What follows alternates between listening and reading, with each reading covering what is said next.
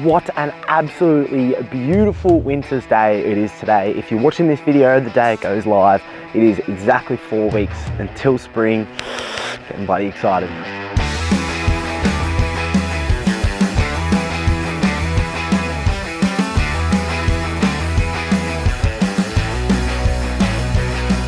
Yes, g'day and welcome to a new video. It's a beautiful reminder after a couple of weeks of rain and wind that nice weather is here. It's not far away from being the norm as we come into spring and summer.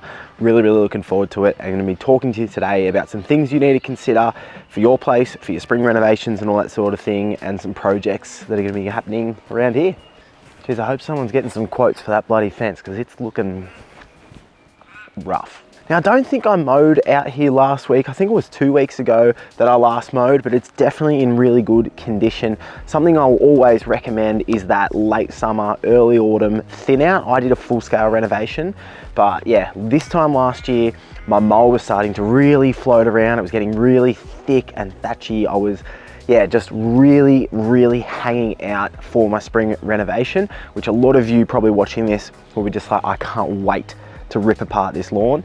That's not the case for me, and yeah, I'm really glad. It's really still beautiful to mow because yeah, if you're having issues at a time where you can't do anything about it in winter, it's really annoying. So definitely always recommend that. But for right now, as we come into August, what we want to be starting to think about is particularly our spring renovation and when we're going to get it done and what we're going to be doing with it. So number one is the timing. So for me, I'm starting to have a look at a few things that are going on. You need to start looking at your calendar, any weddings or birthday parties or bucks parties or holidays or things that you've got on and how you're going to manage that. Because if you've got a manual watering system, you're definitely not going to be doing your renovation and then going away for a fortnight because you actually need to be home in that time.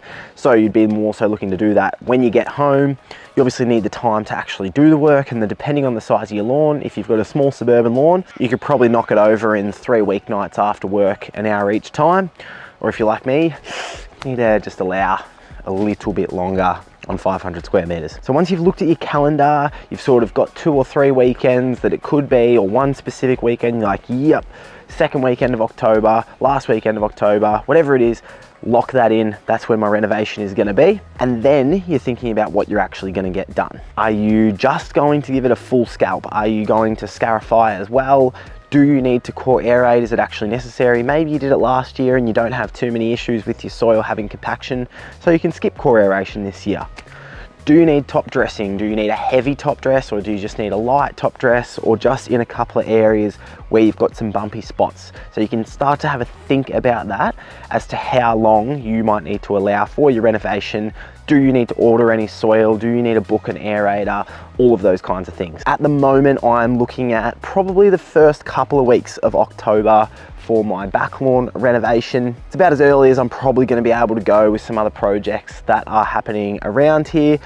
I like to get it done a little bit earlier as well to be able to start getting content out there for people who are doing their renovations, and yeah, just to be able to get the information out there so that people can have the most success when they come to their renos. For me, with the renovation work that I've gotten done on this lawn over the last year and a half or so, I'm really happy with how it's sitting right now. I am going to go at it with a full scale renovation at the start of October, just to really reset it and set up for a great season. And yeah, it's obviously an ongoing process as well, but my drainage and everything, how level this lawn is, I've still got some little dips, some little spots here and there to sort out, but for the most part, kicking goals. So I'll get my pre-emergent out here probably in about 3 weeks time or so, get that barrier in place right before any summer weeds are starting to kick around, get a granular fertilizer out, start of September. So yeah, a few things coming up soon, work to get done for the start of spring. But now, this feature garden.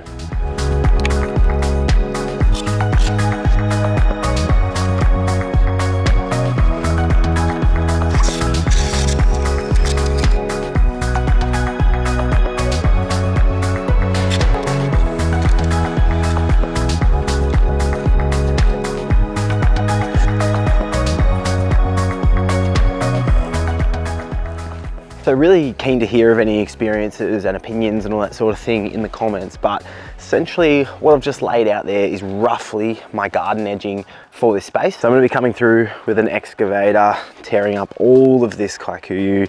All of this space here on this side of that tape that I've laid out is going to be a new lawn type. All through here, feature garden. In here somewhere, fire pit, which, yeah, I hate the shape of how it's currently sitting, but we'll need to fix that up and play with it. Woodshed across the back there. And then over here, that garden edging will come across just slightly and down to here to meet up with this point. So all in there will be plants, trees, feature garden. And this little section here, I'm planning on sleepers across there with some ground cover in between to separate the two lawn areas and have a bit of a walkway across from that zone to this one. So well and truly in the planning phase for this at the moment, and I'm looking to probably get this done after my spring renovations on my front and back lawns. So talk about the front lawn in a second, but probably throughout sort of November into December, it is going to be a really big project. I'm sort of blocking out at least a few days to bring in excavators, digging down and coming through and yeah, getting all that material out of here.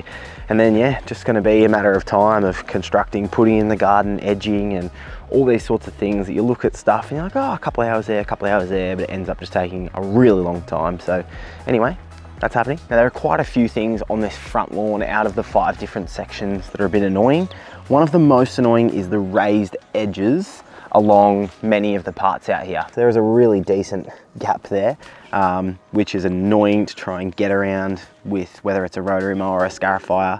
Cylinder mower is a little bit easier actually, but I've got the fix for it. I've got the solution. So essentially what I'm gonna do is a mixture of 2 different methods really, but probably around the start of September, before some other projects and the growing season is really starting to fire up and it's going to be able to recover and start to look okay from doing this. Also, again, as is the case with a lot of things I do, just to be able to get it up, get content up about it so that people can have a think about doing it themselves and then executing throughout the growing season. But just coming through with a nice flat shovel like that and getting in there and lifting that up. Could also, because I want a nice fall to that edging, and it is already a bit of a fall here, but for this particular section I'll probably come back to about here and I'll just dig in the shovel down on the contour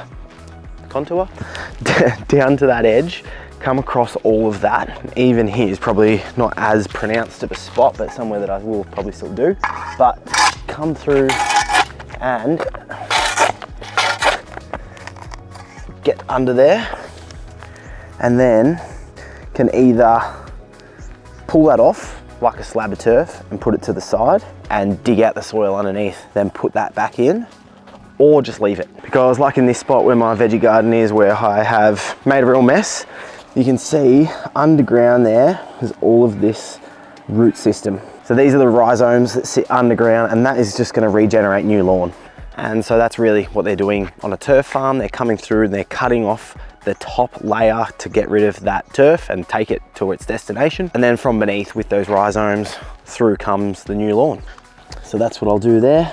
Cut off that top bit, and then still underneath is some roots to regenerate that lawn. So yeah, I doubt that will be a super clean and tidy process, which is why I want to try and get it done probably a few weeks before, at least a few weeks before my spring renovation, just because then I'll be able to come through and neaten it up with some top dressing and stuff in those areas.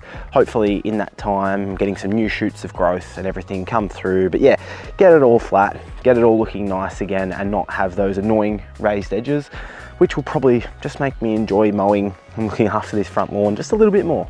And then coming into thinking about a spring renovation for out here on this front lawn, definitely keen to get it done, keen to give it a big refresh.